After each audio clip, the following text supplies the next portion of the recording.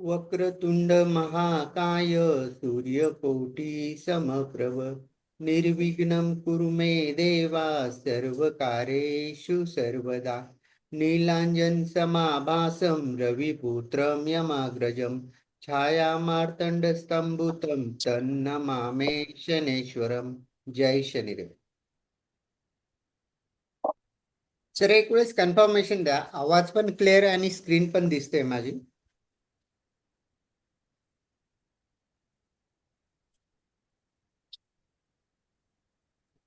दिसतोय दिसतोय. दिसतंय ना? सर्वांना एकच विनंती करेल, जर शक्य असेल तर सर्वांनी प्लीज माईक ऑन करा आपले. कारण माईक जर ऑन केलं तर थोडं बरं वाटेल आणि आपण एकमेकाशी समोरासमोर कम्युनिकेशन करतो असं पण फील होतं. ज्यांना शक्यतो जर काही प्रॉब्लेम नसेल, कुठे ऑफिसमध्ये वगैरे नसेल, तर माईक ऑन करा प्लीज. माईक आणि कॅमेरा पण, सॉरी. तर आपण तुम्ही की जसं की आपण बघितलंय, तुम्ही फेसबुकला, इन्स्टाला वगैरे काही रील्स किंवा पोस्टर बघून आपण या सॉरी 3 दिवसीय फ्री जो आपला वर्कशॉप आहे की कुंडलीचा प्रो लेवल फलादेश कसा करायचा याबद्दल आपण या 3 दिवसामध्ये माहिती घेणार आहोत.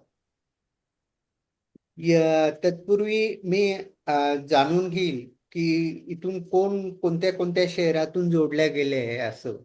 तर चॅटमध्ये फक्त आपलं शहराचं नाव किंवा आपलं नाव आणि शहराचं नाव लिहा, म्हणजे मला पण कळेल की कोण कोण आज तिथे कोणकोणत्या शहरातून जोडल्या गेल्या आहे.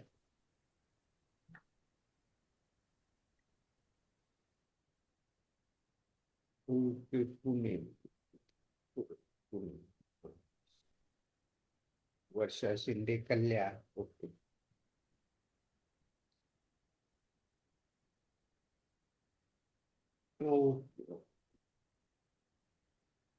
ठीक आहे.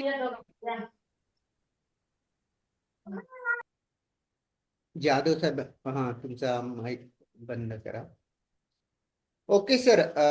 तर बरेचसे कोणी पुणे, मुंबई, कल्याण वगैरे इथून सर्व जोडले गेलेले असतात. अशा पाटील, कोल्हापूर. ओके. तर सर मी आपल्याला सांगितल्याबद्दल सर्वांना धन्यवाद. आपण आपल्या आपल्या शहराचं नाव सांगितलंय. तर विषय हा आहे की आपण इथे या वर्कशॉपमध्ये आलो आहे जिथं की आपल्याला शिकायचं आहे की प्रोफेशनल लेवलला कुंडलीचा फलादेश कसा करायचा असं. आता ज्या अर्थी कुंडलीचा फलादेश करायचा आहे, या वर्कशॉप तुम्ही जॉईन करताय म्हणजे तुम्हाला निश्चितच ज्योतिषशास्त्राची काहीतरी पार्श्वभूमी तुमची आहेच. प्रत्येक जण हा ज्योतिषशास्त्र शिकलेला आहे. ठीक आहे, कोणी मोठे कोर्स केले असेल, कोणी छोटे केले असेल किंवा कोणी बेसिक पण असेल, आता आता सुरुवात पण केली असेल. पण आपल्याला सगळ्यांना एक प्रॉब्लेम येतोय, तो म्हणजे हे की कुंडलीचं प्रेडिक्शन आपण कसं करायचं. आणि प्रेडिक्शन करताना बऱ्याच वेळेस आपल्याकडनं अशा काही चुका होता किंवा अशा काही गोष्टींकडे आपण लक्ष देत नाही ज्याच्यामुळे आपलं प्रेडिक्शन हे चुकतं. म्हणजे सांगितलेली वेळ, आपण जो टाइम ऑफ इव्हेंट म्हणतो तो आपला ॲक्युरन्स येत नाही. आपण एखाद्या व्यक्तीला सांगतो की तुमचं लग्न या महिन्यात होईल, या 3 महिन्यात तुमच्या लग्नाचं मुहूर्त आहे, आणि तो काळ चुकून जातो आणि त्या व्यक्तीचं लग्न पण होत नाही, तर मग तिथे आपण आपली भविष्यवाणी ही फेल ठरते. असं होतं ना, बऱ्याच वेळेस होतं ना, असं प्रत्येकालाही प्रॉब्लेम येत असेल. तर नेमके आपलं प्रेडिक्शन कशामुळे चुकतो, आपलं टाइम ऑफ इव्हेंट कशामुळे फेल होतो, या आणि तो फेल न हो म्हणून आपण कोणते फॉर्म्युले, कोणते प्रेडिक्शन प्रणाली यूज केली पाहिजे, हे सर्व आपण या 3 दिवसामध्ये आपण शिकणार आहोत. हा जो वर्कशॉप आहे, हा वर्कशॉप तुम्हाला जरी फ्री दिसत असेल, पण मी तुम्हाला कॉन्फिडन्सली सांगू शकतो की या 3 दिवसामध्ये तुम्ही जे शिकणार आहात ते तुम्ही पेड वर्कशॉप मध्ये पण शिकू शकणार नाही. असे मी फॉर्म्युले आणि अशी माहिती तुम्हाला प्रॅक्टिकली देऊन जाणार आहे आणि सांगणार आहे. सर्वप्रथम माझा परिचय करून देतो. मी शनिसेवक शेषराज पाटील. मी छत्रपती संभाजीनगरला असतो. मी मागील 10 ते 15 वर्षापासून ज्योतिषशास्त्राचा अभ्यास करतोय. मी असंख्य पुस्तक वाचलेले ज्योतिषशास्त्राचे. बऱ्याच वर्षापासून मी कुंडली पण सोडवतोय.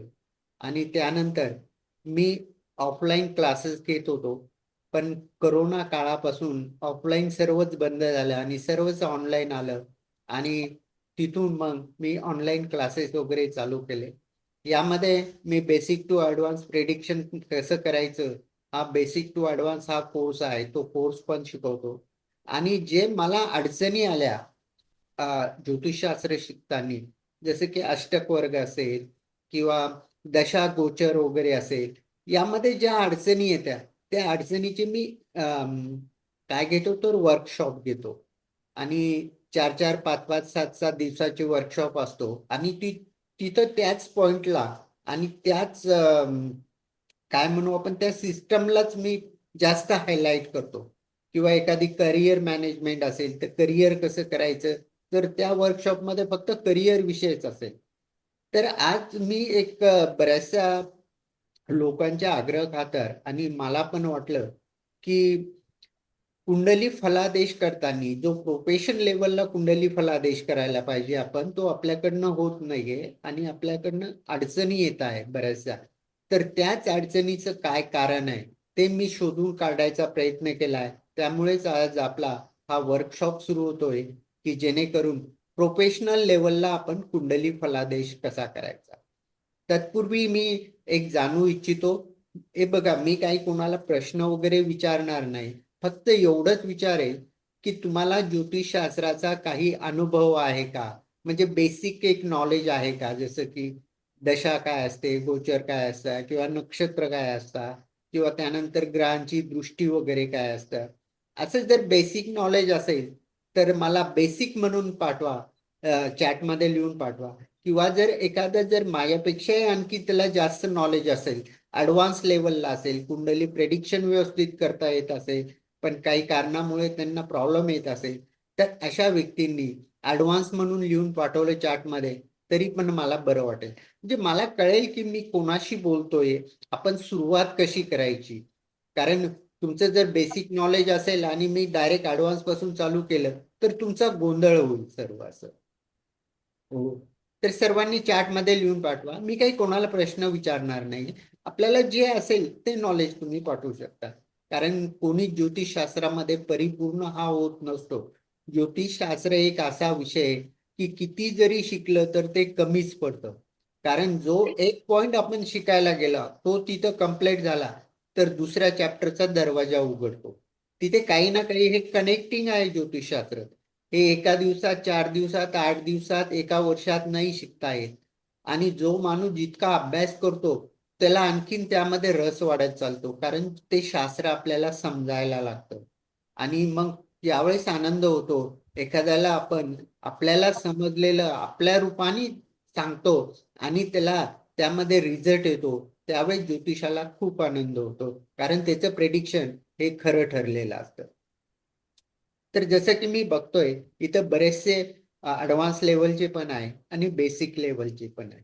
पण आपण जी सुरुवात करणार आहोत एकदम बेसिक पासून, एकदम बेसिक पासून तुम्ही आता म्हणणार की 3 दिवसाचा क्लास आहे आणि तुम्ही जर ग्रहण, तारे आणि नक्षत्र हेच जर आम्हाला शिकवायला लागले तर प्रेडिक्शन फॉर्म्युला कधी देणार. बरोबर ना. प्रत्येकाच्या मनात येईल. पण प्रॉब्लेम काय होतो माहितीये का, हे बेसिक जे असतं ना आपलं खूप महत्वाचं असतं. कारण ज्योतिषशास्त्र एक आपण सुरुवातीला आपल्याला ओढ निर्माण होती. त्यानंतर आपण काहीतरी युट्यूबवर व्हिडिओज वगैरे बघतो. मग काहीतरी थोडंफार लक्षात येतं, मग व्हिडिओ बघत चालतो. आणि त्यानंतर आपण एखादा छोटा मोठा कोर्स लावतो. त्यानंतर मग त्या कोर्समध्ये पण शिकतो. सुरुवातीला आपल्याला काही समजत नाही आणि मग कुठेतरी ना आपलं बेसिक हे कच्चं राहिल्यासारखं होतं. आणि मग आपण नवीन नवीन गोष्टी शिकायला लागतो. ग्रहण, तारे यांचं कारकतत्व हे तर कळतंय आपल्याला. मग आपण दृष्टीकडे येतो. दृष्टीकडून गेल्यानंतर मग त्याचे उच्च ग्रह, नीच ग्रह, म्हणजे एक एक स्टेज ही पुढे चालत चालतो. आणि कुठेतरी बेसिक हे आपलं अधुरं राहिल्यासारखं वाटतं. आणि ज्यावेळेस मग आपण सगळं शिकलो असं वाटतं आणि ज्यावेळेस आपण प्रेडिक्शन करायला लागतो त्यावेळेस आपल्याला बेसिकची आठवण येते. कारण हे जे बेसिक मुद्दे आहे ना हेच पुढे ज्योतिषशास्त्रामध्ये ऍडव्हान्स होत गेले. आणि तेच ऍडव्हान्स ज्यावेळेस तीन वेळेस येतं आपल्याला त्यावेळेस मग आपलं बेसिक कच्चं असल्यामुळेच आपल्याला ऍडव्हान्स मध्ये प्रॉब्लेम येतो. तर आपण एक जनरली स्टार्ट करूया आजपासून की ज्योतिषशास्त्र म्हणजे काय असतं, आपण ज्योतिषशास्त्राची रचना कशी केलेली आहे आणि ज्योतिषशास्त्रामध्ये आपल्याला प्रेडिक्शन करताना कोणत्या मूलभूत गोष्टी आहेत त्या माहिती असणं गरजेचं आहे. आणि त्याच गोष्टी हे बघा ज्योतिषशास्त्रामध्ये तुम्हाला काय येणार आहे, ग्रह तेच येणार आहे, 9 ग्रह, 27 नक्षत्र, त्यानंतर दशा गोचर, ही सिस्टीम येणार आहे, हे सगळं आहे. आणि मग तरी पण आपला फलादेश का बरं चुकतो आणि एखाद्याचा प्रोफेशनल लेवलला तो फलादेश कसा हे होतो, तो तर 27 नक्षत्र हेच बघणार आहे, त्यांचे चरण तर हेच बघणार आहे. पण काय आहे माहिती का, त्यांच्याकडे एक फॉर्म्युला असेल, एक प्रेडिक्शन लेवल सिस्टम आहे. ते कुंडली आले, सगळ्या कुंडलीकडे शिरत नाही. जे जे बघायचं, माईक माईक बंद करा प्लीज, आर कोण आहे, माईक बंद करा.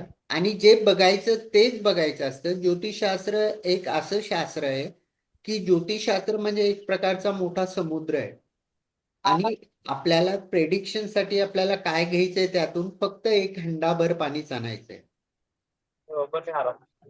आवाज कमी करा सर, आर आर लिहिलेले बघा, तुमचा माईक बंद करा प्लीज. तर ह्या समुद्रातून फक्त आपल्याला हंडाभर पाणीच घ्यायचंय, जे पाणी याच्यासाठी की ज्यामध्ये आपल्याला फक्त गरज आहे तेवढेच फॉर्म्युले तेवढेच सूत्र उचलायचे. या जर याच्यामध्ये जर आपण भ्रमित झालो तर आपल्याला ज्योतिषशास्त्र कधीही शिकता येणार नाही. आपण ज्योतिषशास्त्राचा अभ्यास करतोय आणि खगोलशास्त्रामध्ये जास्त लक्ष देतो. पृथ्वीची त्रिज्याच एवढी का, सूर्य आणि पृथ्वी समोर आल्यानंतर बाकीचे ग्रह कुठे राहता का, काही घेणं नाही आपल्याला. प्रेडिक्शन करा, प्रेडिक्शन फॉर्म्युल्यापर्यंत शिका, तिथं कॉन्सन्ट्रेट करा. बाकीचा अभ्यास करायला, ब्रह्मांडाचा अभ्यास करायला नासा आहे, खगोलशास्त्रीय लोक आहेत, ते करतील. तुम्हाला जिथं बुद्धी आपली माइंड सेट करायची ना तिथं करा. त्यामुळे बरेचसे लोक ज्योतिषशास्त्राचा अभ्यास करता करता मध्येच सोडून देतात. ज्योतिषशास्त्र एक असं शास्त्र आहे की जे आहे ते एक्सेप्ट करा. हेच का, 2 अन 2 4च का, आणि मग 9च ग्रह का, या काला उत्तर कुठेच नाहीये ज्योतिषशास्त्रामध्ये. जे आहे त्याला एक्सेप्ट करा, त्याचा अभ्यास करा, त्याला इम्प्लिमेंट करा, त्याला कुंडलीवर लावा आणि प्रेडिक्शन करा. त्यामुळे आपण फक्त जास्तीत जास्त या 3 दिवसामध्ये जे बघणार आहोत आपण प्रेडिक्शन फॉर्म्युला, आपल्या प्रेडिक्शन साठी काय आवश्यक आहे त्याच घटनांचा किंवा घटकांचा आपण विचार करणार आहोत.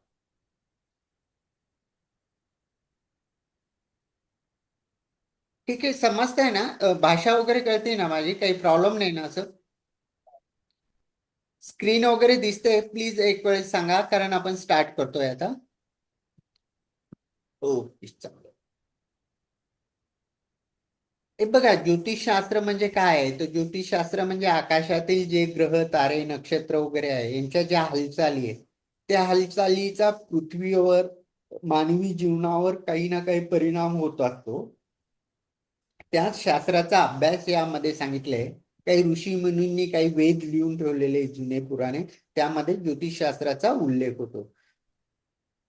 तर ज्योतिषशास्त्रामध्ये आपण बघितले आपले काही पौराणिक काळ होते, त्या काळामध्ये ऋग्वेद, यजुर्वेद, अथर्ववेद हे वेद लिहिले होते. त्या वेदामध्ये पण बरेचसे ज्योतिषशास्त्राचे हे आपल्याला श्लोक आठवता आणि ते एवढं डिटेल्स मध्ये आपण जाऊन काही हे नाही, तुम्हाला पार्श्वभूमी वगैरे माहिती असेल ज्योतिषशास्त्राची. तर ज्योतिषशास्त्राचे प्रकार जर बघितले ते जन्मकुंडली, प्रश्नकुंडली, मुहूर्त ज्योतिष म्हणतात, संहिता ज्योतिष, नाडी ज्योतिष, हस्तरेखा, अंकशास्त्र, न्यूमरॉलॉजी, आणि जास्त परिचित आहे ते वास्तुशास्त्र. असे ज्योतिषशास्त्राचे भरपूर प्रकार आहे. आपण जे शिकणार आहोत ते फलित ज्योतिष म्हणजे कुंडली ज्योतिष असं हे आहे. त्यानंतर ज्योतिषशास्त्रामध्ये मोठे समज गैरसमज पण आहे. आपण यामध्ये काय करतो, भविष्याचा अंदाज लावतो, योग्य वेळ आणि मुहूर्त काढत असतो. त्यानंतर इथून आपण करिअरचं मार्गदर्शन करतो, आरोग्यविषयक मार्गदर्शन करतो. असे बरेचसे उपयोग या ज्योतिषशास्त्रात म्हटलंय. या ज्योतिषशास्त्रामध्ये सर्वात महत्वाचा एक संख्या आहे, ती म्हणजे 108. तर 108 आपण बघतो, माळ जरी जप करतो आपण, माळीच्या मध्ये पण मनी 108 असतात. त्यानंतर कोणताही जप आपण 108 वेळेस करावा. तर हे का करावं लागतं? तर काय माहिती का, 27 नक्षत्र हे ज्योतिषशास्त्रामध्ये प्रत्येकाचे 4 चरण आहे. यांची जर गुणाकार केला तर ती संख्या 108च येते. त्यामुळे आणि पृथ्वी आणि सूर्य यांची जी त्रिज्या आहे, यांच्यातलं जे अंतर आहे ते पण 108च येतं नियर अबाव. आणि सूर्याचा व्यास आणि पृथ्वीचा व्यास यांची जर आपण डिवायडेशन केलं तर ते पण 108च येतं. असे बरेचसे असे कारण आहे की जिथे 108 हे आलेले आहे, संख्या आलेली आहे. त्यामुळे 108 ही ज्योतिषशास्त्रामध्ये खूप खूप महत्वपूर्ण अशी संख्या मानली जाते. आता ज्योतिष म्हणजे काय किंवा भविष्य म्हणजे काय, यामध्ये आपण जर थोडक्यात बघितलं तर आपलं जे कर्म असतं, आपण जे पूर्वजन्मात केलेलं असतं त्याला आपण पूर्वकर्म म्हणतो. त्यानंतर आपल्याला जे भाग्याने मिळतं त्याला आपण नशीब म्हणतो. आणि हे कर्म आणि भाग्य एकत्ररित्या जिथं व्यवस्थापन याचं केलं जातं, म्हणजे ती असते आपली काल देश पात्र परिस्थिती. कारण आपल्या कर्मात आहे, आपण भाग्यासाठी जर काहीच नाही केलं तर आपण पुढे आयुष्यामध्ये कधीच ग्रोथ करू शकणार नाही. आपल्याकडे कर्म आहे, भाग्य आहे, पण आपल्याकडे तसा माहोल नाहीये की जे आपण करतोय ते तिथं होऊ शकतं असं. कारण पाश्चिमात्य देशाची संस्कृती वेगळी आहे, आपली इंडियाची संस्कृती वेगळी आहे. तर ज्योतिषशास्त्रामध्ये ह्या 3 गोष्टी महत्वाच्या मानल्या जात्या. आपलं पूर्व कर्म, आता भाग्याने काय मिळणार आहे, आणि ते ज्यावेळेस मिळणार आहे त्यावेळेची आपली परिस्थिती कशी आहे. म्हणजे त्यामध्ये आपण कुठपर्यंत ग्रोथ करू शकतो किंवा कुठपर्यंत एनर्जी करू शकतो. आता काही गोष्टी असतात, आपण जर पूर्वजन्मी जर पाप कृत्य केलेलं असेल तर त्याचं फळ पण आपल्याला या जन्मात पण भोगावं लागतं. मग आपण म्हणतो मी सगळं करतो, पूजापाठ करतो, हे उपाय करतो, ते करतो, पण मला भाग्याची साथ मिळत नाही, कारण त्यामध्ये तुमचं कर्म आडवं येतं. ज्योतिषाने जरी सांगितलं तुझं लग्न होईल, तू हा उपाय कर, तो उपाय कर, नाही होत.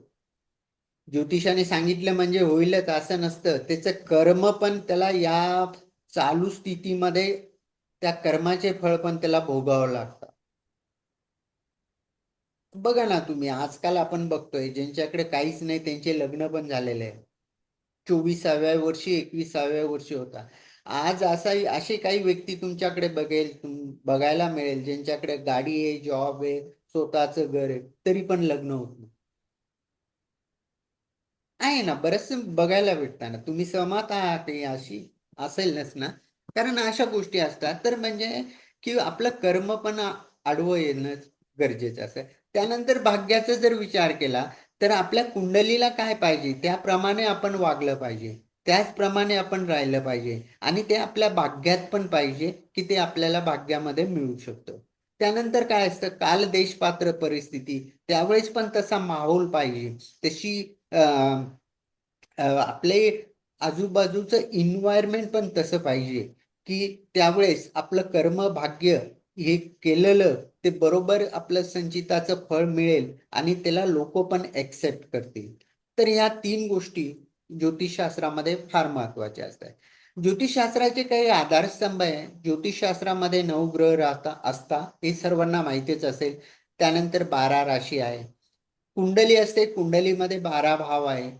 त्यानंतर प्रत्येक भावामध्ये एक रास आहे, त्या राशीचा एक स्वामी आहे, तो कुठेतरी बसलेला असतो म्हणजे नक्षत्रात. तर असे 27 नक्षत्र आहे. कुंडलीमध्ये काही योग आहे, ते योग पण बघावं लागतं आपल्याला. त्यानंतर दशा आणि गोचर या गोष्टींचा विचार करून मग आपण एकत्रितरित्या फलादेश करू शकतो आणि त्यावेळेस ते प्रेडिक्शन आपलं खरं ठरतं. तर आपल्याला फक्त काय ज्योतिषशास्त्रात काही अवघड नाहीये असं म्हणून पण नाही चालणार. पण आपण स्टेज बाय स्टेज शिकलो, प्रत्येक गोष्ट समजून घेतली, प्रत्येक कॉन्सेप्ट समजून घेतला आपण तर ज्योतिषशास्त्र खूप सोपं आहे. लोकांनी त्याला अवघड केलंय. एक प्रॉब्लेमॅटिक म्हणून जर ज्योतिष शिकत असेल तर तुम्हाला कधीही ज्योतिषशास्त्र येणार नाही. एक एन्जॉयफुल किंवा तसं तुम्ही जर एक यांनी सोप्या पद्धतीनं जर शिकत असेल, इझी म्हणून घेत असेल तर तुम्हाला ज्योतिष खूप लवकर समजतं. एवढंच बघायचंय आपल्याला. 9 ग्रह, 12 त्याला राशी, खालून घे खालून. 12 12 भाव. हा विचारला त्याला पण खालून घ्या वरतून घेतो. तुमचा माईक बंद करा प्लीज, अलका जोशी मॅडम. त्यानंतर हो. दशा आणि गोचर यांचा सगळ्यांचा आपल्याला उपयोग करायचा आहे. हे आपलं सौरमंडल आहे. सौरमंडलमध्ये सूर्यापासून शनीपर्यंत, केतूपर्यंत हे ग्रह आहे आपले. सूर्य, चंद्र, मंगळ, बुध, गुरु, शुक्र, शनी, राहू, केतू. राहू आणि केतू हे दोन आपले छायाग्रह आहे. त्यांना अस्तित्व नाहीये स्वतःच, तरी पण त्यांचा परिणाम हा जातकावर होतो. त्यामुळे आपल्या या कुंडलीत हे 9 ग्रह आहे. त्यानंतर आपल्या 12 राशी आहे. मेष पासून मीन पर्यंत जर बघितले आपण, प्रत्येक 12 राशी असतात. तर प्रत्येक 12 राशी हे आपलं एक ब्रह्मांड आहे. या ब्रह्मांडाची जे डिग्री आहे, हे ब्रह्मांड 360 अंशामध्ये याची रचना झालेली आहे. आणि प्रत्येक डिग्री या ब्रह्मांडामध्ये 12 राशी आहे आणि प्रत्येक रास ही 30 डिग्रीची आहे. म्हणजे अशा 12 इंटू 30 जर केलं आपण तर 360 डिग्री हे आपलं पूर्ण ब्रह्मांडाचं हे आपल्याला अस्तित्व तयार होताना आपल्याला दिसतं. म्हणजे आपली जी एक रास असते तर ती किती असते, तर 30 डिग्री असते. त्यानंतर ही आपली कुंडली आहे. या कुंडलीमध्ये 12 भाव असतात. कुंडलीची ओळख असेलच तुम्हाला. या कुंडलीचं एक विशेष आहे, हाच भाव सगळ्यांचा प्रथम भाव असेल, हाच द्वितीय असेल, तृतीय असेल, चतुर्थ, पंचम, षष्ठ, सप्तम. अशाच प्रमाणे अँटी क्लॉकवाईज हे भाव असतात. हे भाव कधीही चेंज होत नाही. जसे की माझ्या कुंडलीमध्ये पण हाच प्रथम भाव आहे, तुमच्या कुंडलीत पण प्रथम असेल, मोदी साहेबांच्या कुंडलीत पण प्रथमच असेल. इथे चेंज काय होतो, इथे कुंडलीमध्ये कधीही राशी लिहिलेल्या नसतात. इथं लिहिलेल्या असत्या प्रत्येक भावामध्ये एक संख्या. तर ती संख्या काय असते, तर ती संख्या असते आपल्या राशींची संख्या असते. इथं हा प्रथम भाव आहे. प्रथम भावामध्ये 10 नंबरची संख्या लिहिलेली आहे. म्हणजे या भावामध्ये कोणती रास आहे, तर 10 नंबर म्हणजे मकर रास आहे. तर अशा प्रकारे कुंडलीत कुठेही राशी दिसणार नाही तुम्हाला. संख्या दिसेल ती राशींची संख्या असेल. त्यानंतर कुंडलीमध्ये हे भाव कधीही चेंज होत नाही. ते नेहमी सेमच असतात सगळ्यांच्या कुंडलीत. इथे चेंज होतं फक्त राशी आणि ग्रहांची प्लेसमेंट, म्हणजे ग्रहांची स्थिती. प्रथम भावामध्ये जी रास असते, ज्यावेळेस आपला जन्म होतो त्यावेळेस पूर्व स्थितीच्यावर जी रास असते तीच आपली लग्न रास असते. म्हणजे तीच रास आपल्या प्रथम स्थानात लिहावं लागते. आणि त्याचप्रमाणे अँटी क्लॉकवाईज या राशी या पूर्ण 12 भावामध्ये लिहिल्या गेलेल्या असतात, 1 पासून 12 पर्यंत. तर आपण प्रथम भावाला लग्न पण म्हणतो, इंग्लिशमध्ये असेंडेंट असं पण म्हणतो. तर प्रथम भाव हा आपला लग्न भाव असतो. त्यानंतर जर पुढे बघितलं आपण, प्रत्येक राशीचे एक स्वामी आहे. जसं की मेष आणि वृश्चिक राशीचा स्वामी मंगळ आहे. प्रत्येक राशीला स्वामी दिलेला आहे. काही ज्या राशी आहे, सूर्य आणि चंद्र यांना फक्त एक एक राशींचं स्वामित्व प्राप्त झालेलं आहे. बाकीच्या ग्रहांना 2-2 राशींचे स्वामित्व प्राप्त झालेले आहे. जसं वृषभ आणि तुलामध्ये शुक्र आहे. मिथुन आणि कन्याचा स्वामी जो आहे तो बुध आहे. कर्क हा चंद्रेचा स्वामी आहे. चंद्र हा कर्केचा स्वामी, सॉरी. आणि सिंहेचा स्वामी हा रवी आहे, सूर्य. त्यानंतर धनु आणि मीन राशीचा स्वामी हा गुरु आहे. आणि त्याचबरोबर मकर आणि कुंभ राशीचा स्वामी हा शनी आहे. तर ज्या राशी आहे त्या राशीचे स्वामी कोण आहे, तर हेच ग्रह आहे. इथेच खेळायचंय आपल्याला, याच 9 ग्रहांशी खेळायचंय आपल्याला. इथे 10वा ग्रह येणार नाही. त्यामुळे हे कन्सेप्ट समजणं खूप गरजेचं आहे ज्यावेळेस आपण ऍडव्हान्स फलादेश करतो त्यावेळेस.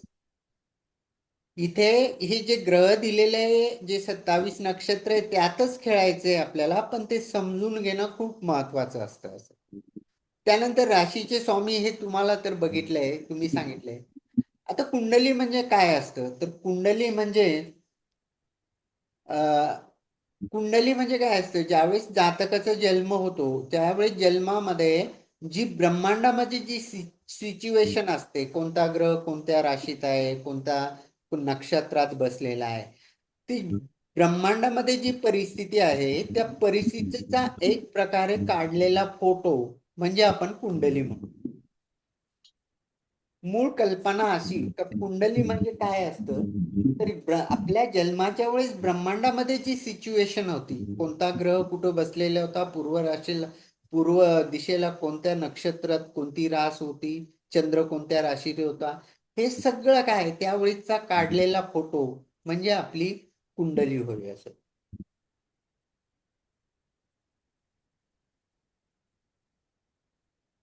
त्यानंतर कुंडलीमध्ये 12 भाव असतात. सांगितल्याप्रमाणे प्रथम भाव हा नेहमी प्रथमच असणार.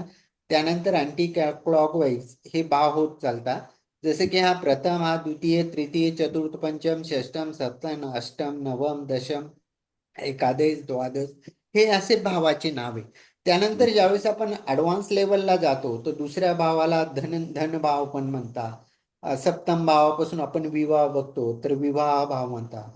चतुर्थीला मातृभाव पण म्हणतात. दशम भावला करिअर भाव पण म्हणतात. एकादश भावला लाभ भाव म्हणतात. त्यानंतर द्वादश भाव म्हणजे त्याला व्ययस्थान पण म्हणतात.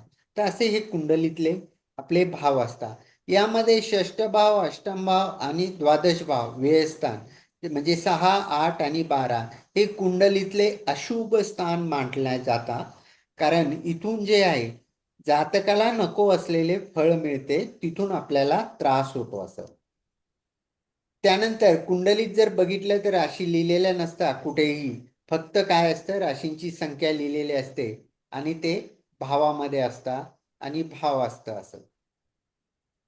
तर कुंडलीमध्ये जर बघितलं आपण तर 1, 4, 7, 10 हे जे भाव असतात याला केंद्रस्थान असं म्हणतात. याचा आपल्याला प्रेडिक्शन करताना खूप उपयोग होतो. 1, 4, 7, 10 या भावांना आपण केंद्र भाव म्हणतो. त्याच नंतर 1, 5, 9 या भावांना आपण कोण भाव म्हणतो. कुंडलीमध्ये केंद्र भाव आणि कोण भाव हे नेहमी शुभ असतात. मग अशुभ काय असतात? तर अशुभ असतं 6, 8 आणि 12 भाव. या दोन गोष्टी इथपर्यंत लक्षात ठेवल्या तरी भरपूर आहे. बाकीचे ते मग भावेशी सॉरी मार्केश, लाभेश हे पुढे आपल्याला जसं जसं शिकतो आपण तसं तसं येत चालतो. नॉर्मल विषय कुंडलीत केंद्रस्थान हे मजबूत असतं. तिथे असलेले ग्रह मजबूत असतात. तिथे असलेले ग्रह शुभ फळ देतात. जे कोण स्थान आहे त्या कोण स्थानाचे पण ग्रह हे अतिशुभ हे कुंडलीत असतात. आणि याच केंद्र आणि कोण मधून राजयोग तयार होतो. ज्यावेळेस आपण एखाद्याच्या कुंडलीमध्ये राजयोग आहे की नाही जेव्हा बघतो तर त्यावेळेस हे दोन स्थान माहिती पाहिजे, केंद्र स्थान आणि कोण स्थान. मी तुम्हाला एकदम राजयोग शिकवत नाहीये, फक्त एक एक कन्सेप्ट लक्षात ठेवा की हे आपल्याला कुठं कामात येतं असं. त्यामुळे हे माहिती असणं गरजेचं आहे असं आपल्याला. त्यानंतर आपण बघू कुंडलीतले 12 भाव असतात. 12 भावाचे वेगवेगळे ऍट्रिब्यूट्स असतात. जातक आपल्याकडे येतो त्यावेळेस एखादा जातक म्हणतो मी परदेशात जाईल का नाही. मग त्यावेळेस आपल्याला जर माहिती असेल की परदेशासाठी कोणता भाव आहे तर आपण तो भावाचे स्टडी करून त्याला त्याचे योग सांगू शकतो असं. तर प्रत्येक भावाचे वेगवेगळे ऍट्रिब्यूट्स आहेत. प्रत्येक भावापासून आपल्या शरीराचा एक एक अवयव दाखवले आहे. प्रत्येक भावापासून एक एक कुंडलीतली म्हणजे आपल्या ज्या दिशा आहे त्या दिशा दाखवलेल्या आहे. असं प्रत्येक भावाचे असे ऍट्रिब्यूट्स आहे. आपण ते थोडक्यामध्ये बघू. फर्स्ट भाव म्हणजे प्रथम भावापासून आपण काय बघतो, पहिले घर म्हणू आपण त्याला, भाव म्हणू किंवा फर्स्ट हाऊस पण म्हणू शकतो. तर प्रथम भावापासून आपण व्यक्ती बघतो, स्वतः बघतो, स्वतःचं शरीर बघतो, आरोग्य बघतो, विचार करण्याची आपली टेंडन्सी बघतो, बुद्धिमत्ता आपली किती आहे, रोगप्रतिकारक शक्ती आपली कशी असणार आहे, हे कुठून बघतो आपण? फर्स्ट हाऊस म्हणजे प्रथम भावातून बघतो. इथून आपण शरीराचे अवयव काय बघतो, तर डोके आणि मेंदू म्हणजे ही जी टवकी असते आपली सगळ्यात वरची मेन, ही टवकी जी आहे ना, तिचा विचार आपण प्रथम भावातून करत असतो. इथून आपण दिशेमध्ये पूर्व दिशेचा विचार हा आपण करत असतो. त्यानंतर सेकंड हाऊस, दुसरा भाव. दुसऱ्या भावातून काय बघतो आपण? पैसा बघतो, कुटुंब बघतो, बोलणे बघतो, कम्युनिकेशन स्किल्स, आपली वाणी बघतो. त्यानंतर खाण्यापिण्याच्या सवयी. सॉरी.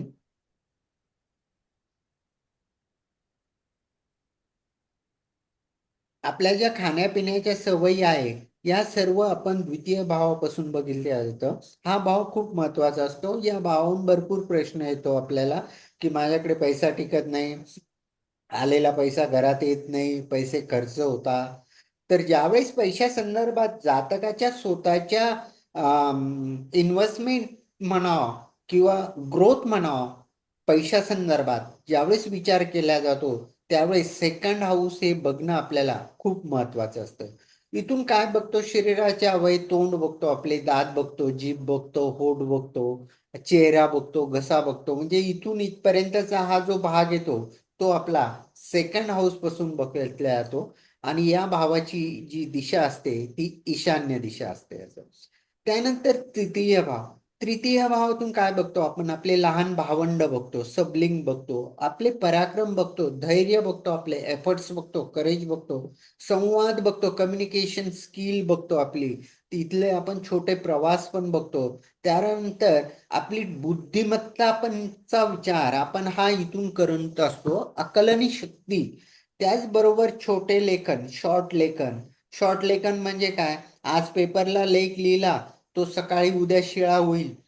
त्यानंतर दुसऱ्या दिवशी परत कोणीतरी पेपरला लेख लिहिल आणि तो परत पेपरला येईल, म्हणजे त्या दिवशी पुरताचं लेखन झालं. त्याला शॉर्ट लेखन म्हणतात. हे आपण तृतीय भावातून बघतो. आणि जे आपण दीर्घकालीन लेखन म्हणतो, प्रसिद्धी, दीर्घकालीन प्रसिद्धी किंवा दीर्घकालीन लेखन, ते आपण नाईन्थ हाऊस पासून बघत असतो.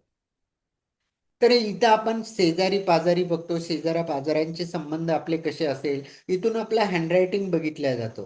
थर्ड हाऊस पासून हँडरायटिंग कशी असेल. इथून आपण ऑनलाईन वर्क पण बघतो. आपण जे ऑनलाईन वर्क्स वगैरे करतो, त्याबद्दलची माहिती पण आपण थर्ड हाऊस पासून घेत असतो.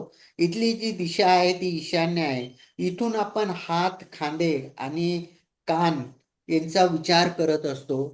म्हणजे हँड इथून तर इथपर्यंतचा भाग, आपला हातापर्यंतचा भाग, हा जो येतो आपण थर्ड हाऊस पर्यंत येतो. त्यानंतर चतुर्थ भाव, याला सुखभाव म्हणता, मातृभाव असेही म्हणता. हा भाव प्रामुख्याने माता, ग्रहसुख, जमीन जुमला, वाहन, शिक्षण, मन शांती यांच्याशी निगडीत असतो. इथून आपली स्थावर मालमत्ता बघितल्या जाते, प्रॉपर्टीज बघितल्या जाते, घर, जमीन जुमला, गाडी, फार्म हाऊस, घेतलेली शेती, सुख. म्हणजे हे जे आहे ना, चतुर्थ भाव म्हणजे आपलं कम्फर्ट झोन आहे, की आपल्याला सगळ्याच माणसाला याविषयी प्रेम असतं. सगळ्यांनाच वाटतं माझं घर व्हावं, माझी गाडी व्हावं, माझी बंगला व्हावं. आणि माणूस आयुष्यभर याच कारणासाठी मरमर मरत असतो. बरोबर ना? तर असं हा चतुर्थ भावाचा विचार आपण इथून करत असतो. इथून आपला हृदय बघतो, छाती बघतो, त्यानंतर शरीराचे अवयव जे आहेत लेडीज मध्ये वगैरे त्यांचा विचार आपण इथून करत असतो. या भावापासून आपण उत्तर दिशेचा विचार करतो. तर त्यानंतर येतो पंचम भाव. पंचम भावातून आपण संतान बघतो, विद्या बघतो, बुद्धिमत्ता बघतो, आपल्या टॅलेंट्स बघतो, प्रेम आणि प्रेम संबंध, लव आणि रोमांसचा विचार पंचम भावातून करत असतो. कला, खेळ, सर्वजनशीलता, क्रिएटिव्हिटी जी असते, आपण त्या क्रिएटिव्हिटीचा विचार आपण पंचम भावातून करत असतो. आपल्याला आवडणारे जे छंद असतात, खेळ असतात, कला असतात किंवा ओढलोपर्जित आपल्याला जो छंद आलेले असतात. एखाद्याला असतं बघा, एखाद्याचे वडील जर एखाद्या कामात जर व्यवस्थित माहीर असेल, तर त्याचा मुलगा पण तेच काम करताना आपल्याला पुढे दिसतो. दिसतो ना असं. तर वडिलोपरीच जे येणारे किंवा कुटुंबाकडून किंवा आपल्या मागच्या जन्मातून घेऊन आलेलं काही जे ज्ञान असतं, ते आपण फिफ्थ हाऊस पासून बघत असतो. इथून आपण आपलं पूर्वजन्मीचं कर्म पण बघत असतो. इथून आपण वायव्य दिशेचा विचार करतो. इथून आपण शरीराच्या अवयवामध्ये पोटाचा भाग, गर्भाशय, पोटातील पचन संस्था किंवा पाठीचा जो कणा असतो आपण यांचा विचार आपण पंचम भावातून करत असतो. त्यानंतर षष्ठ भाव. षष्ठ भाव हा इथून आपण रोग ऋण शत्रू यांचा विचार करत असतो. हा जो भाव असतो त्याला आपण कुंडलीत अशुभ भाव असं म्हणतो.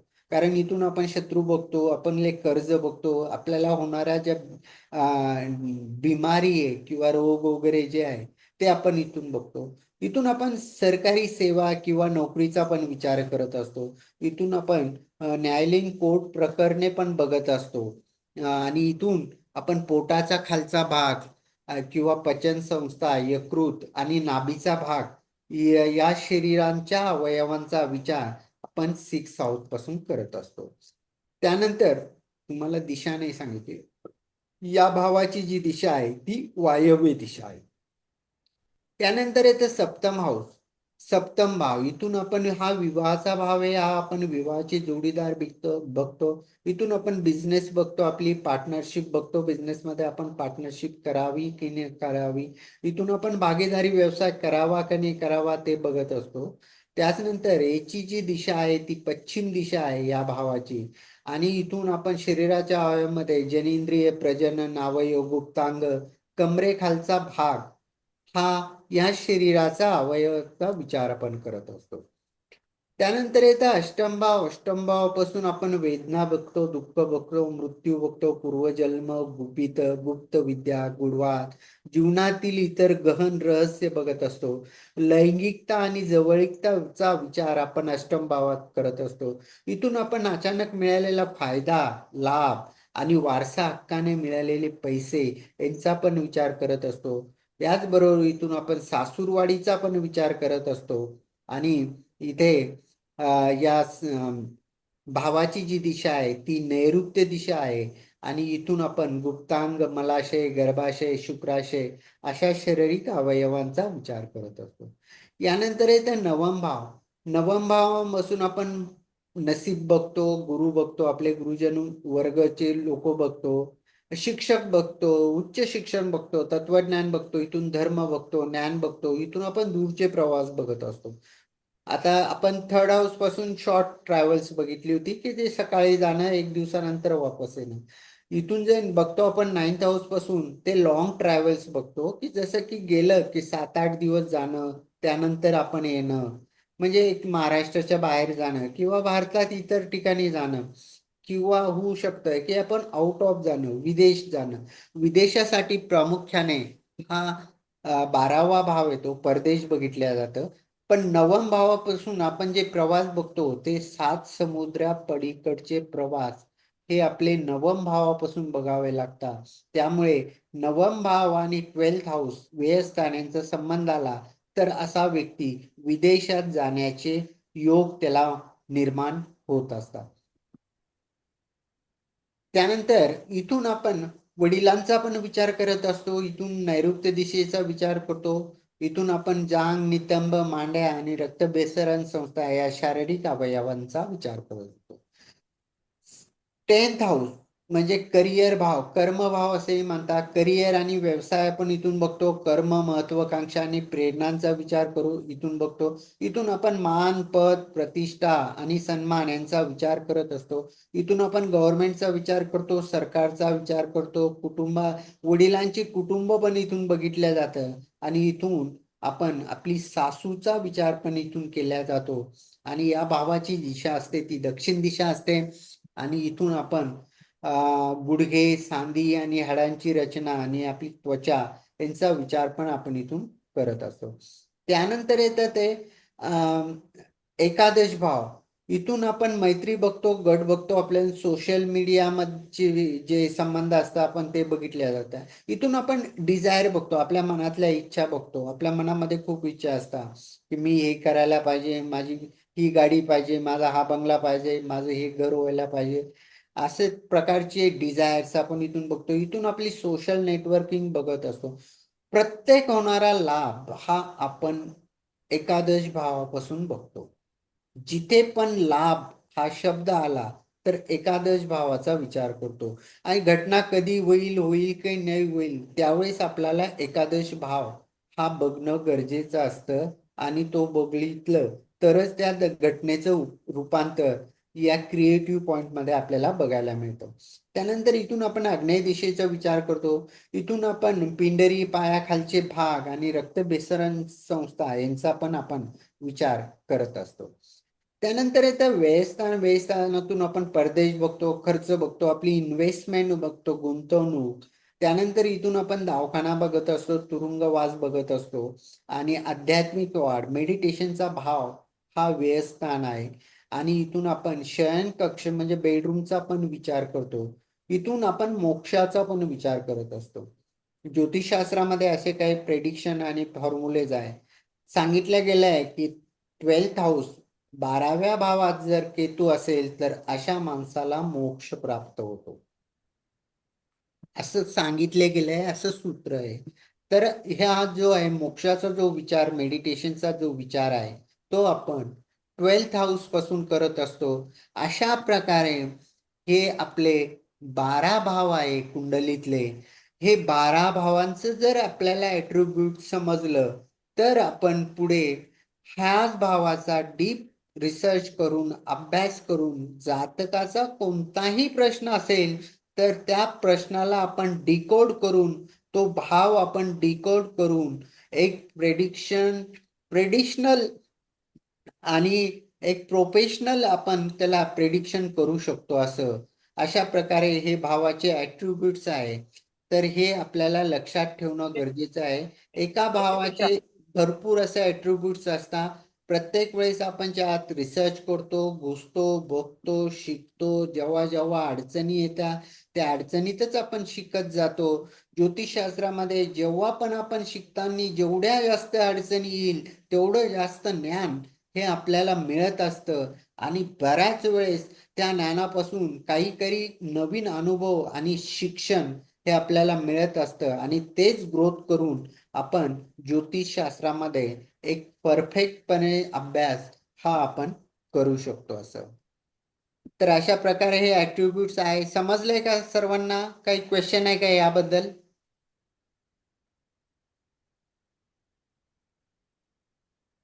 जे शिकवलंय ते समजलंय का? काही क्वेश्चन होता कोणाचा? समजले. समजलंय ना? 12 कोण आहे? विद्याधर जोशी. 12 भावाचे काय म्हणताय सर? विचारू शकता दिशा तुम्ही. दिशा माईक ऑन करून दिशा विचार. याची दिशाने सांगितले 12व्या स्थानाचे. 12व्या स्थानाची दिशा का? हा.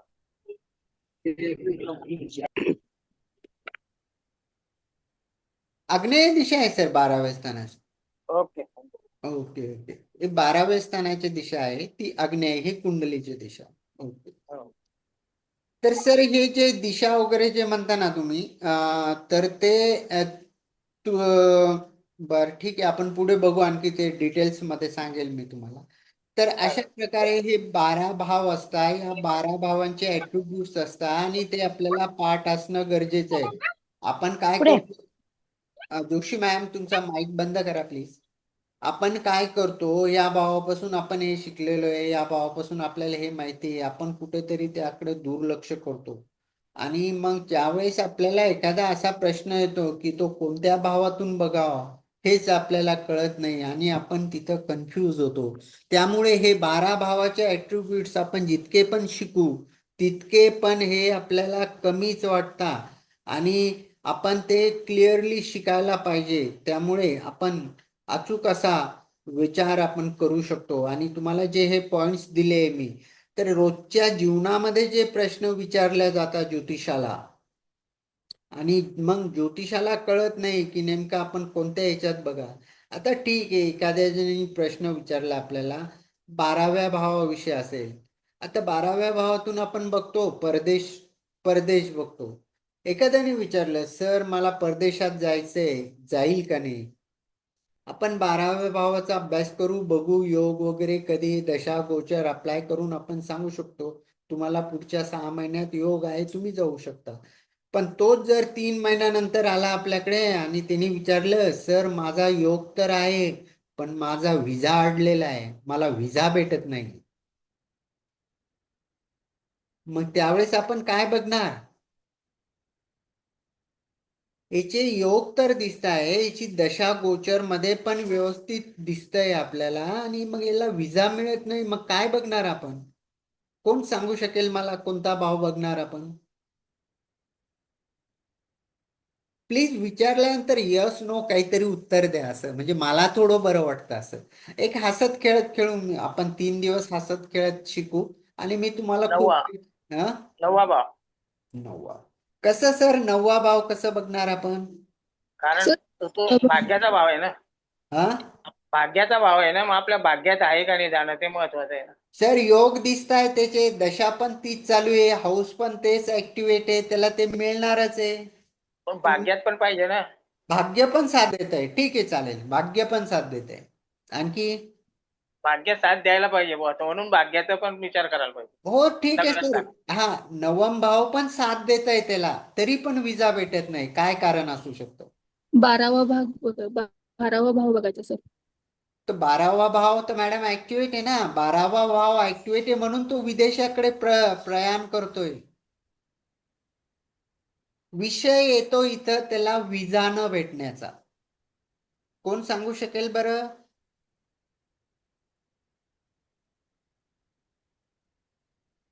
त्याचं गोचर बघावं लागेल त्यावेळेस.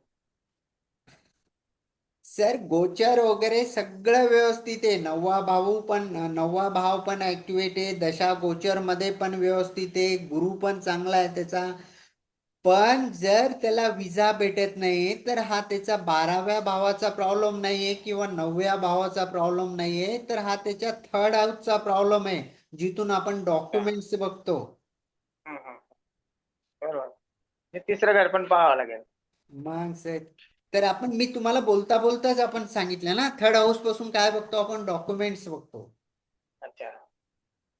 बरोबर बरोबर. तर असे काही भावांचे ऍट्रिब्यूट्स असतात की जे आपल्याला माहिती असणं पाहिजे, कारण कनेक्टिंग एकच प्रश्न येईल आपल्याला हे नाही सांगता येणार. हो.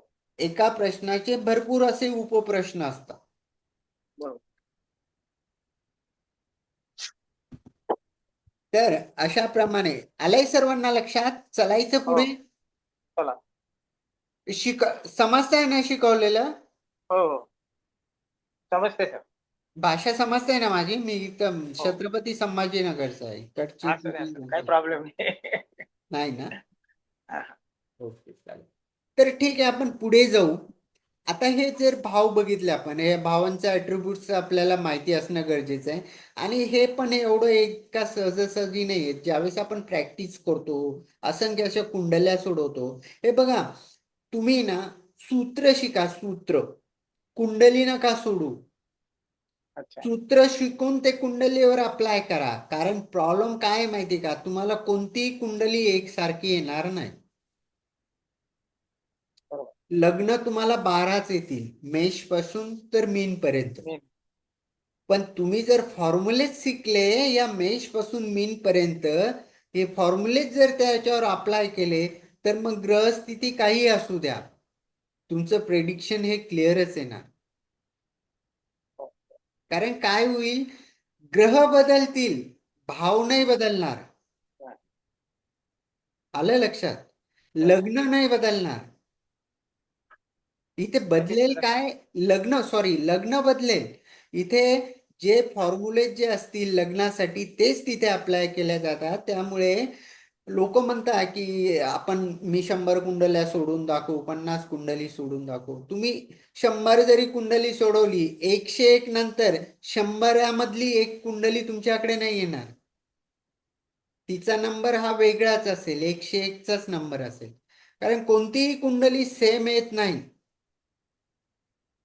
ट्विन्स लोक असताना त्यांची पण कुंडली सेम नसते, काही ना काही डिफरंट आपल्याला बघायला मिळतो त्यामध्ये. खरंय. त्यामुळे फॉर्म्युले शिकणं गरजेचं आहे, आणि मग ते त्या कुंडलीवर अप्लाय केलं तर आपलं प्रिडिक्शन हे क्लिअर येतं. असं ठीक आहे, चालायचं पुढे. हो सर. ठीक आहे. आता आपण बघू की आपल्या जे आहे ना, आपल्याला पूर्ण 12 राशी आहे ना, 12 राशी आहे. बरोबर. प्रत्येक राशीचे आपण स्वामी पण बघितले आहे, पण प्रत्येक राशीला आहे ना काही ना काही तत्व असतं. प्रत्येक राशी तत्व हे वेगळे असते. प्रत्येक राशींना दिशा आहे, प्रत्येक राशींची दिशा वेगळी आहे. प्रत्येक राशीचे लिंग हे वेगळे असतं. प्रत्येक राशींचा स्वभाव हा वेगळा असतो. म्हणजे म्हणताना लोक त्याच्याप्रमाणे नाही वागत, तर राशीच्या स्वभावाप्रमाणे जातकाचा स्वभाव असतो. तो कोणत्या राशीमध्ये जन्म झालेला आहे, कोणत्या नक्षत्रात जन्म झालेला आहे, त्याचा प्रभाव त्या जातकावर होत असतो. तर ज्यावेळेस हे कुठं कामात येतं माहितीये का, ज्यावेळेस आपण प्रेडिक्शन करतो एखादा ग्रह कोणत्या राशीत बसलेला आहे, मग त्या ग्रहाचा आणि त्या राशीचा संबंध कसा आहे, ती जी रास आहे ती कोणत्या तत्वाची आहे, तो ग्रह कोणत्या तत्वाचा आहे, त्यांचं कन्सल्टिंग आपल्याला प्रेडिक्शन करताना लावावं लागतं. मग त्यावेळेस कुठेतरी आपण अचूक फलादेशाकडे वाटचाल करतो. हे खूप मूलभूत तत्व आहे, आपण यावर लक्ष देत नाही. पण हे जे छोटे छोटे पॉइंट्स आहे ना, हेच शिकून आपण त्याला ऍडव्हान्स लेवलला घेऊन जाणार आहोत. बरोबर. प्रत्येक राशीचे तत्व आहे. राशी ह्या 4 तत्वांनी विभागल्या आहे: अग्नी, पृथ्वी, वायू आणि जल. त्यानंतर यांच्या दिशा आहे, ज्या आपल्या 4 दिशा आहे मेन, या दिशा आहे राशींच्या: पूर्व, पश्चिम, उत्तर, दक्षिण. त्यानंतर राशींचे लिंग आहे: पुरुषलिंगी राशी आहे, स्त्रीलिंगी राशी आहे. राशींचे स्वभाव आहे: चर, स्थिर आणि द्विस्वभाव. तर हे कुठं काम करता, कसं करता, हे ज्यावेळेस आपण ऍक्च्युअल प्रेडिक्शन करू किंवा कुंडली सोडू त्यावेळेस बघू आपण. पण आपण एक प्राथमिक वाटचाल म्हणून की हे जे राशींचे तत्व असतात, राशींच्या दिशा असतात, हे आपल्याला पाठ असणं गरजेचं आहे आणि असावंच लागतं. असं आपल्यातून किती लोक आहे की ज्यांचे हे 4ही पण पाठ आहे. राशींचे स्वामी पाठ आहे, स्वामी तर आहेच आहे. त्यानंतर राशींचे तत्व, दिशा, लिंग, राशींचे स्वभाव, असं आहे का कुणी त्याचं सर्व पाठ आहे असं आणि तो सांगू शकतो लगेच?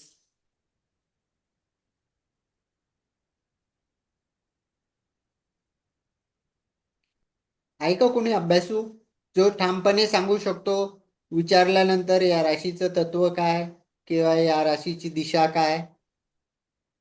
मी काय विचारणार नाही, एक विचारतोय. सांगू शकता ना, स्वामी स्वामी सांगू शकतो. ओके, स्वामी सांगू शकता. ओके. पण जर तुम्हाला जर असा जर एक फॉर्म्युला किंवा ट्रिक्स दिली की तुम्हाला आयुष्यात कधी ज्या गोष्टी पाठ करायची गरज पडणार नाही, तर कसं वाटेल तुम्हाला? असे काही ट्रिक्स दिली तुम्हाला की या गोष्टी आयुष्यभर तुमच्या लक्षात राहतील, तुम्हाला पाठ हा. करायची गरज नाही. त्यामध्ये तुम्ही राशींची दिशा सांगू शकता, लिंग सांगू शकता, स्वभाव सांगू शकता. अशी जर ट्रिक्स भेटली आपल्याला, कारण हे पाठ होणं खूप अवघड आहे, माणूस यामध्ये कन्फ्यूज जास्त होतो. बरोबर. तर यासाठी तुम्हाला एक ट्रिक्स देतो. हे बघा, आपला जो पंजा आहे, स्क्रीन दिसते माझी, हो हो. ही जी स्क्रीन आहे या स्क्रीनवर आपला पंजा आहे. आपल्या पंजाला 5 बोटं असतात, त्यामध्ये आपल्याला 4च बोटाचा उपयोग करायचा आहे. प्रत्येक बोटामध्ये आपल्या 3-3 कांड्या असतात. कांडीच म्हणतो ना आपण त्याला एक. हो हो. तर ह्या 3 पेर कांड्या पेर असतात. हा, पेर पेर. हो, पेर पेर. हम्म. तर ह्या 3 असतात. तर अशा 4 बोटामध्ये मिळून काय होतात, तर 12 पेअर्स होतात आपले. प्रत्येक पेअर्सवर एक एक संख्या लिहायची, जसं की 1, 2, 3, 4, 5, 6 असं 1 ते 12 पर्यंत लिहा. तर हे काय आहे माहितीये का, ह्या ज्या आहे ना, ह्या आपल्या राशी आहे. कोणत्या? मेष पासून ते मीन पर्यंत ह्या आपल्या राशी आहे. म्हणजे 5 नंबर म्हणजे कोणती, तर आपली सिंह रास आहे. 11 नंबर म्हणजे आपली कुंभ रास आहे. 10 नंबर म्हणजे आपली मकर रास आहे. हे लिहिल्यानंतर आहे ना, फक्त राशींचे तत्व लक्षात ठेवायचे आपल्याला. राशींचे तत्व कोणते आहे? अग्नी आहे, पृथ्वी आहे, वायू आणि जल आहे. तर सुरुवात करायची आपण 1 पासून, मेष पासून: अग्नी, पृथ्वी, वायू आणि जल. त्यानंतर परत हे संपल्यानंतर परत सुरू करायचं: अग्नी, पृथ्वी, वायू आणि जल. म्हणजे 8 नंबरची जी वृश्चिक रास आहे, तर ती कुठे कोणती रास येते? आपली जलतत्वाची रास येते.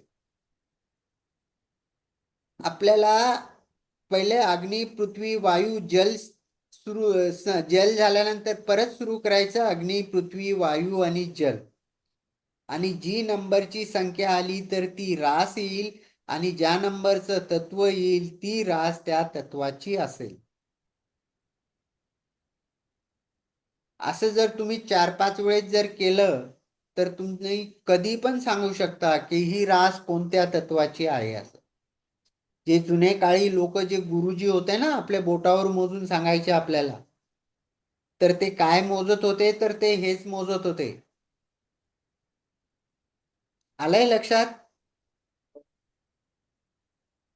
कोणाला नाही समजलं परत एकदा सांगा, मी परत एकदा सांगतो. कारण याच फॉर्म्युल्यावर अजून 4-5 फॉर्म्युले द्यायचे तुम्हाला. समजलं समजलं, छान आहे, सोपं आहे एकदम. सोपं आहे ना? हो हो. जोशी सर तुम्हाला समजलंय? विद्याधर हो जोशी समजलंय समजलं ना? सर, समजलं. ओके. त्याचप्रमाणे आपल्याला बघायचंय की कोणत्या राशीची दिशा कोणती असते. ओके. आता राशींची दिशा आपण असं म्हणतोय की दिशा जर मोजलेत आपण जनरली सांगतो पूर्व, पश्चिम, उत्तर, दक्षिण. पण दिशेचा क्रम हा नाहीये. कारण तुम्ही पूर्व दिशेला 12 वाजता जर घड्याळ ठेवलं आणि 1 वाजता जर बघितलं तर 1 हा जो काटा जो आहे तो पश्चिमेला नाही राहणार, तर तो कुठे असेल? दक्षिणेला असेल. त्यामुळे दिशेचा जो क्रम आहे तो क्रम आहे पूर्व, दक्षिण. पूर्व, दक्षिण, पश्चिम, उत्तर. ते याचप्रमाणे आपल्याला क्रम मोजायचा आहे. पूर्व, दक्षिण, पश्चिम, उत्तर. त्यानंतर परत पूर्व, दक्षिण, पश्चिम, उत्तर. त्यानंतर परत पूर्व, दक्षिण, पश्चिम, उत्तर. ज्या नंबरची संख्या आली ती रास आणि ज्या नंबरची दिशा आली ती त्या राशीची दिशा. आलंय लक्षात? हो. त्यानंतर आहे राशींचे लिंग. हे बघा, पुरुष लिंग आणि स्त्रीलिंग हे 2 प्रकारचे लिंग असतात.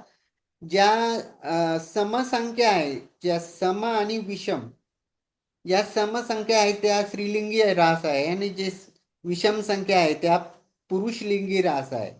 मोजताना सुरुवात आपल्याला अशी करायची: पुरुष स्त्री, पुरुष स्त्री, पुरुष स्त्री, पुरुष स्त्री, अशा प्रमाणे मोजत जायचं. आणि ज्या नंबरची संख्या येईल त्या नंबरची जी रास असेल आणि ज्या नंबरचं जे लिंग असेल पुरुष किंवा स्त्री, तर ती रास त्या लिंगाची येते. त्यानंतर राशींचे स्वभाव. काही राशी चर राशी आहे, काही स्थिर आहे आणि काही द्विस्वभाव आहे. म्हणजे काही राशींचे लोक एका निर्णयावर ठाम असतात बघा. काही काय असतात, निर्णय चेंजच नाही करत, ते स्थिर असतात त्याच्यावर. काही थोडे बदलणारे असतात, काही परिस्थितीनुसार बदलणारे असतात. असे 2-3 वर्गीकरण केलेले आहे यामध्ये. तर आपल्याला कोणत्या राशीचे लोक कसे आहे किंवा त्यांचं तत्व कोणतं आहे किंवा त्यांचा स्वभाव कसा आहे हे जर बघायचं ना, आपण इथून सुरू करू. चर, स्थिर आणि द्विस्वभाव. त्यानंतर चर, स्थिर, द्विस्वभाव, चर, स्थिर, द्विस्वभाव, चर, स्थिर, द्विस्वभाव. अशा प्रकारे ज्या प्रकारे जी राशीची संख्या येईल ती रास आणि जे स्वभाव येईल त्या राशींचा स्वभाव असतो. लक्षात ठेवायला सर्वात सोपं 3, 6, 9, 12 बुध आणि गुरु यांच्या ज्या राशी आहेत त्या द्विस्वभावी राशी आहेत. खाली 3, 6, 9, 12. 3 मिथुन, कन्या, धनु आणि मीन या राशी द्विस्वभावी राशी आहे. तर अशा प्रकारे आपण या राशींची संख्या जे दिशा आहे ते दिशा पण आपल्याला पाठ असणं गरजेचं असतं आणि दिशा पण आपण पाठ करू शकतो. त्यानंतर भावांची पण दिशा आहे. भावांची दिशा पाठ करणं पण खूप सोपं आहे. प्रथम भावाची पूर्व दिशा, त्या समोरचा जो भाव आहे पूर्व, पश्चिम, उत्तर, दक्षिण. त्यानंतर मध्ये जे भाव आहेत अपूर्व आणि उत्तर मध्ये ते ईशान्य, उत्तर आणि पश्चिम मध्ये वायव्य, पश्चिम आणि दक्षिण मध्ये नैऋत्य आणि दक्षिण आणि पूर्वेमध्ये कोणतं येतं तर ते अग्नि. आग्नेय. अशा प्रकारे पण आपण दिशा आणि त्यांचे भाव आणि त्यांचे हे आपण बघून सांगू शकतोय. समजलं इथपर्यंत? हो सर. त्यानंतर आपण जर पुढे बघितलं तर ग्रहांच्या पण दिशा येतात, जशा सूर्याची दिशा जी आहे ती पूर्व दिशा आहे, शुक्राची आग्नेय आहे, मंगळाची दक्षिण दिशा आहे, नैऋत्य दिशा राहूची आहे, पश्चिम दिशा शनीची, वायव्य दिशा चंद्राची उत्तर दिशा आहे, बुधाची आहे आणि ईशान्य दिशा ही गुरुची आहे. अशा प्रकारे आपण इथे हे दिशा आणि राशींचे तत्व हे आपण पाठ करू शकतो. आणि आपण रात्री झोपेतून जरी जरी कोणी विचारलं आपल्याला आणि हा फॉर्म्युला जर असेल आपल्याकडे, तर आपण कधी पण सांगू शकतो की या तत्वाची ही रास आहे किंवा या दिशेचे ही जी रास आहे याची दिशा ही आहे असं. आता आपल्याकडे ग्रहांचे जे बघायचं असतं ते ग्रहांचे काही उच्च राशी आहे, काही नीच राशी आहे, काही मूल त्रिकोण राशी आहे आणि कोणता ग्रह हा कोणत्या राशीत उच्च असतो, मूल त्रिकोण राशीत असतो, या सर्वांचा टेबल जर बघितलं तर तुमच्याकडे जर पंचांग असेल आणि पंचांगाचं पान नंबर जर 7 असेल तर त्यावर ग्रहशील चक्र म्हणून एक कोष्टक आहे. हे ग्रहशील चक्र प्रत्येक ज्योतिषाचे पाठ असणं गरजेचं आहे. जर तुम्हाला ज्योतिषशास्त्र शिकायचं असेल तर प्रत्येकाने हे ग्रहशील चक्र आपल्या घरात भिंतीवर लावूनच ठेवायचं त्याचा फोटो काढून. कारण याचं जे यामध्येच पूर्ण तुमचं अर्ध ज्योतिष दिलेलं आहे. बरोबर. यामध्ये काय आहे बघा, यामध्ये पूर्ण ग्रह आहे, त्यांच्या मूल त्रिकोण राशी आहे, उच्च कोणत्या राशीत आहे ते आहे, नीच राशीत कोणत्या आहे ते आहे, यांच्या उच्च राशीतले अंश किती असतात ते आहे, यांच्या दृष्टी पण दिलेल्या आहे. इथे फक्त संपूर्ण दृष्टी धरायची आहे आपल्याला, एकपाद द्विपाद त्रिपाद नाही धरायचे, ते संपूर्ण दृष्टी धरायची आहे. म्हणजे 7वी दृष्टी. काही ग्रहांना 3-3 दृष्ट्या आहे, जसे की मंगळाला 4थी 7वी 8वी दृष्टी आहे, गुरुला 5 7 9 आणि शनीला 3 7 10 अशा दृष्ट्या आहे. तर अशा प्रकारे हे जर चक्र बघितलं आपण, ग्रहशील चक्र, आणि त्याचा जर अभ्यास केला तर इथे आपल्याला पूर्ण दिसतं कोणता ग्रह कोणत्या दिशेमध्ये बलवान असतो ते पण दिलेले आहे, कोणत्या कुंडलीच्या स्थानामध्ये बलवान असतो ते पण दिलेले आहे, कोणत्या काळात कोणता ग्रह बलवान असतो ते पण दिलेले आहे. इथे त्यांचे लिंग पण दिलेले आहे, इथं त्यांचे मित्र ग्रह पण दिलेले आहे, शत्रू ग्रह पण दिलेले आहे, कोणता ग्रह कोणाचा मित्र आहे कोणाचा शत्रू आहे हे सर्व या ग्रहशील चक्रामध्ये दिलेलं आहे. पान नंबर 7 वर दाते पंचांग मध्ये याचा व्यवस्थित जर अभ्यास केला तर ग्रहाविषयी आपल्याला भरपूर काही माहिती मिळते आणि ती आपल्याला पाठ व्हायला आणि लक्षात राहायला पण सोपी आहे. असा एक पूर्ण प्रकारचा तक्ता दाते पंचांगाने ग्रहशील चक्र या दाते पंचांगामध्ये पेज नंबर 7 वर हा दिलेला आहे. असं ठीक आहे, समजलं इथपर्यंत?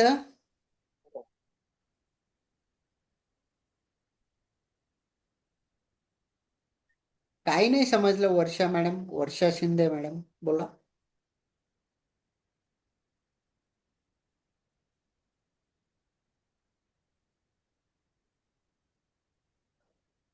काही विचारायचंय का तुम्हाला? माईक ऑन करू शकता तुम्ही. नाही समजतंय मला. काय म्हणताय? समजत आहे सर. समजताय ना? हो हो. ओके. बरं, काही कोणाचे प्रश्न आहे का? आज जे आपण शिकलोय त्यावर कोणाचे काही प्रश्न आहे का? एखादी गोष्ट नाही समजली किंवा समजली पण लक्षात नाही राहिली, आज जे आपण काही शिकलोय? नाही, तसं काही.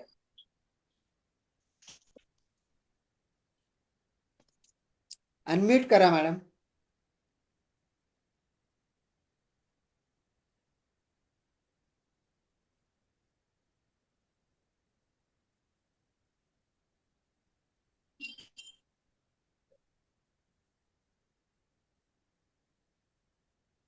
आणखी काही कोणाचे क्वेश्चन आहे का? बरं, काही नवीन शिकायला मिळालंय का आज? का अशी गोष्ट की जी या आधी बघितली नव्हती किंवा ऐकली नव्हती, असं आहे का काही? तुमची ट्रिक खूप चांगली आहे. बोटावरती लिहायची ती हा हा ट्रिक चांगली आहे. ती आवडली आपल्याला. ओके.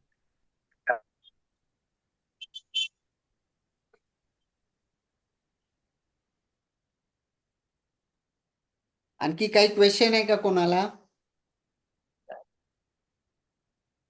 तर आज आपण जो आपला जो क्लास होता हा 3 दिवसांचा आहे आणि आज आपला फर्स्ट डे होता. काही अडचणीमुळे आपण थोडं लेट जॉईन झालो आणि बरेचसे लोक काही कंजेशन प्रॉब्लेममुळे झूमच्या किंवा माझ्या पण किंवा त्यांच्या पण नेटवर्किंग इश्यूमुळे ते आज जॉईन होऊ शकले नाही. असं बरेचसे लोक त्यांचे मेसेज पण आले मला. पण आपण आज जे शिकलो ते एक बेसिक लेवलची कुंडली कशी असते किंवा ग्रहांची परिस्थिती काय असते आणि आपण नेमकं याच गोष्टीकडे लक्ष देत नाही. त्यामुळे प्रेडिक्शन करताना आपल्याला ही छोटीशी गोष्ट मोठे संकट निर्माण करताना आपल्याला बघायला मिळते. तर हे आज शिकलो आपण. उद्याचा जो क्लास आहे तो ॲक्युरेट वेळेवर चालू करू. तुम्ही 7:45ला जॉईन व्हा.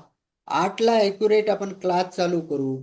उद्या जे शिकणार आहोत तो खूप महत्वाचा विषय आहे आपला. तो म्हणजे ग्रहांची दृष्टी. कोणता ग्रह कोणत्या ग्रहाकडे बघताना कसा बघतो. आपल्याकडे सुद्धा लोकांचा बघायचा दृष्टिकोन वेगवेगळा असतो. आपण ज्याचे काम करतो ज्याला मोठेपण देतो ते आपल्याला चांगलेच नजरेने बघणार. आपण ज्याला नाव ठेवतो त्याची बुराई करतो किंवा 4 लोकात त्याच्याविषयी अपशब्द बोलतो त्याची आपल्याकडे बघायची दृष्टी ही वेगळीच असणार.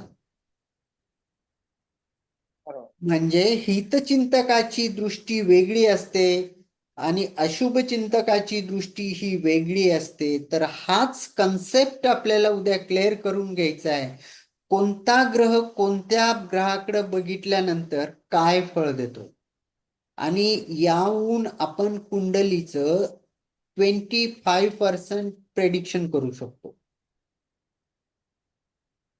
नियर अबाउट 25% प्रेडिक्शन हे ग्रहांच्या दृष्टीवर असतं किंवा ग्रह कोणत्या भावात कोणत्या राशीत बसलेला आहे त्या भावाचा त्या राशीचा स्वामी आणि त्या ग्रहाचे संबंध कसे आहे. त्या राशीत बसले जी रास आहे ती कोणत्या नक्षत्रात येते आणि त्या नक्षत्राचा स्वामी आणि तो ग्रह यांचे संबंध कसे त्यावर त्या ग्रहाचं फळ हे त्या भावाशी निगडीत असतं. आता आपण जर एखाद्या मित्राच्या घरी गेलो तर चांगलंच फील करणार, आनंदच वाटेल. एखाद्या शत्रूच्या घरी जाऊन आपल्याला 10 मिनिटं वेट करावा लागतोय किंवा 1 तास तिथं थांबावं लागतंय तिथं आपण अनफिटच फेल करणार. बरोबर. नको या माणसाचं तोंड बघावं लागलं 10 मिनिटासाठी. तर हे जे रिॲक्शन आहे ना हे ग्रहांमध्ये रिॲक्शन येतं. यावरच त्यांचं फळ द्यायचं परिस्थिती किंवा वातावरण तयार होतं आणि त्याच वातावरणाचा डीप स्टडी आपण उद्याच्या क्लासमध्ये करणार आहोत.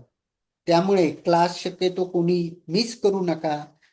जे आले ते 8 वाजेपर्यंत ते येतील 8 वाजता आपण क्लास चालू करू आणि तुम्हाला शेवटी वेळ देण्यात येईल. जे गोष्ट नाही समजली ते विचारण्यासाठी. त्यावेळेस जे नाही समजलं ते तिथं क्लिअर करा, कारण कन्फ्युजन घेऊन दुसऱ्या क्लासमध्ये जाऊ नका. हा क्लास आपला 3च दिवसाचा आहे पण तुम्हाला अशा काही ट्रिक्स देणार आहे की जे करून तुम्हाला ते समजल्यानंतर त्या गोष्टी किंवा त्या टॉपिकवर तुम्हाला जास्त अभ्यास करायची गरज पडणार नाही, जास्त विचार करायची गरज पडणार. ओके. अशा पद्धतीने आपण प्रेडिक्शन फॉर्म्युल्याकडे जाणार आहोत. आपण उद्या आपण बऱ्याचशा गोष्टी बघू, दृष्टी बघू, ग्रहाची उच्च नीचता बघू. त्याचबरोबर आपण उद्या सोडवणार आहोत या सगळ्यांचा एकत्रित करून की कुंडली कशी सोडवायची. कुंडली सोडवताना आपण काय काय बघितलं पाहिजे, कोणकोणत्या गोष्टीचा विचार करायला पाहिजे आणि फलादेश करताना कोणत्या गोष्टी आपण चेक करायला पाहिजे. आणि तुम्हाला एक लाईव्ह कुंडली उद्या मी सोडून दाखवणार आहे, कारण आपण हे जे शिकलोय ना ते उद्या आपण अप्लाय करणार आहोत. हे जे शिकतोय ना आपण, आज शिकलोय उद्या पण शिकू, आणि या ज्या गोष्टी शिकू त्या कुंडलीवर तुम्हाला मी अप्लाय करून दाखवेल की मी जे शिकवलं ना त्याचा रिझल्ट कसा भेटतोय. ठीक आहे. बरं, आणखी काही कोणाचे डाऊट्स आहे का? अशी गोष्ट मी शिकवलीच लक्षात नाही आली, किंवा आणखी काही प्रश्न आहे? नाही काही problem. आणि बरोबर. प्लीज सर्वांना विनंती आहे, एक तर कॅमेरे तर ऑन ठेवाच ठेवा, पण विचारल्यानंतर रिस्पॉन्स देत जा. यस, नो, आहे, बरं वाटलं, कळालं नाही, चांगलं नाही शिकवलं, काहीतरी सांगा, म्हणजे मला पण तुमच्याशी रिॲक्ट व्हायला थोडं बरं वाटतं. नाही तर उगाच मी एक तासभर बडबड बडबड करतोय आणि तुम्ही काहीच बोलत नाही, म्हणजे मला असं वाटतं तुम्हाला समजलंय की नाही समज. त्यामुळे प्लीज सांगत जा, सांगायला काही पैसे लागत नाही, किंवा तुमचा टॉक टाइम वगैरे काही कमी होत नाही यामध्ये. हो, हीच गोष्ट तुम्ही बोलून सांगितली असती सर तर खूप छान वाटलं असतं. सर खरंच खूप छान वाटलं आहे. एकदम छान समजतं समजते. मनापासून. ओके मॅडम, तुम्हाला समजलं म्हणजे बाकीच्यांना नाही समजलं. समजलं सर, चांगलं सम- शिकवलं चालू आहे, व्यवस्थित आहे. ओके, तर मग कोणाचे जर काही डाऊट्स नसेल, काही प्रश्न नसेल, तर मग आपल्याला इथे काही थांबायला काही हरकत नाही. आपण उद्या शार्प 8 वाजता जॉईन होऊ. आणि उद्या शक्यतो जर पंचांग आहे, किती लोकांकडे पंचांग आहे? आहे ना, आहे ना, दाते पंचांग किती लोकांकडे आहे? राजेंद्र करे हो, चालेल चालेल. किती लोकांकडे आहे? माझ्याकडे आहे.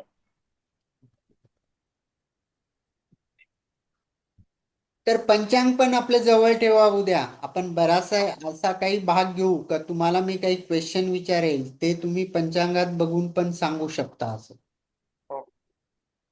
किती लोकांना पंचांग बघता येतं याच्यात? कोण रोज डेली पंचांग बघतं? मी बघतो. जोशी सर बघता, जया मॅडम बघता. ओके डेली नाही बघत पण बघताय. ओके. चंद्र कोणत्या राशीत आहे आज? बघितले नाही ते डेली नाही बघत. हा, मिथुन राशीत मिथुन राशीत आहे.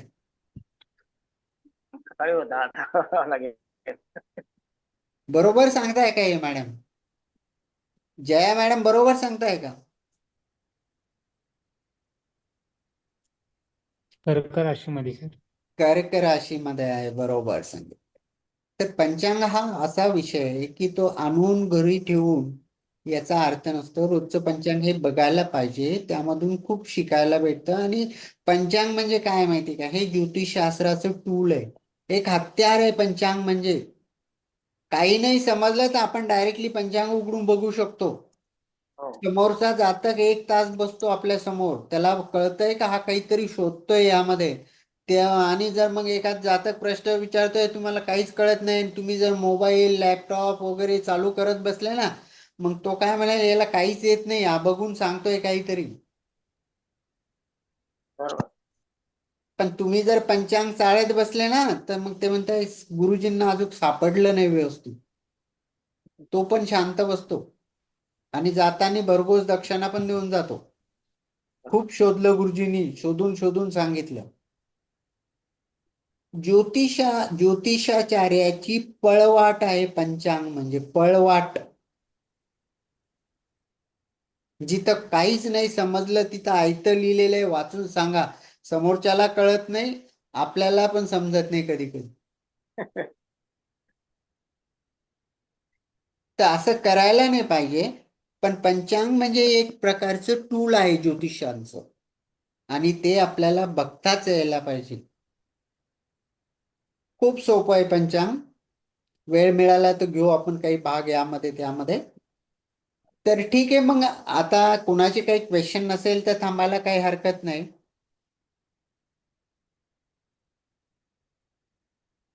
ठीक आहे. या मागच्या 1-1.5 तासापासून तुमच्याशी बोलताना शिकवताना जर काही अपशब्द निघाले असेल, किंवा काही कोणाच्या भावनिक किंवा मानसिक काही म्हणजे भावना दुखावल्या असेल, त्याबद्दल क्षमा मागतो. आणि आज आपण इथेच संपवूया, आणि आपला क्लास हा उद्या ठीक 8 वाजता चालू होईल, अशी आपल्याला सगळ्यांना आश्वासन देतो.